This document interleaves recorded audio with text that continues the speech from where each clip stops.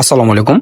বিগত 5 দিন আগে চট্টগ্রাম মেডিকেল কলেজে ডিপ কলে শুভ সূচনা মাধ্যম দিয়ে আজকে 5ম দিনে কার্যক্রম চলতেছে। আর এই কার্যক্রম দেখার জন্য আমাদের মাননীয় mayor doctor Sadat Hossain sir, doctor Belayet Hossain sir, Chattogram medical কলেজের মহাপরিচালক তসলিম স্যার ও মানবতার এক দৃষ্টান্ত স্থাপনকারী, যার অনুপ্রেরণা আমরা এগিয়ে যাচ্ছি টোটাল হেল্পলাইন।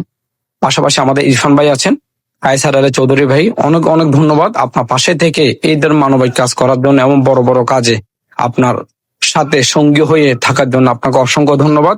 এবং মাননীয় মেয়র সাহেব, আমরা যে বেয়ারস নিয়ে কাজ করে থাকছি সেটার জন্য একটা আশ্বাস দিয়েছেন, সেটা একজন একটা পুনর্বাসন দেখতে বলছেন। মেয়র সাহেব আরো আশ্বাস দিয়েছেন এই ডিপ কলের যে কাজ যতদিন চলবে ততদিন আমাদের পাশে থাকবেন এবং ভবিষ্যতেও অদূর ভবিষ্যতেও আমাদের সাথে থাকবেন। আর কায়সার আলী ভাই আমাদের সে অনুপ্রেরণার মাধ্যমে দিয়ে আমরা ডিপ কলের কার্যক্রম চালাতে যাচ্ছি।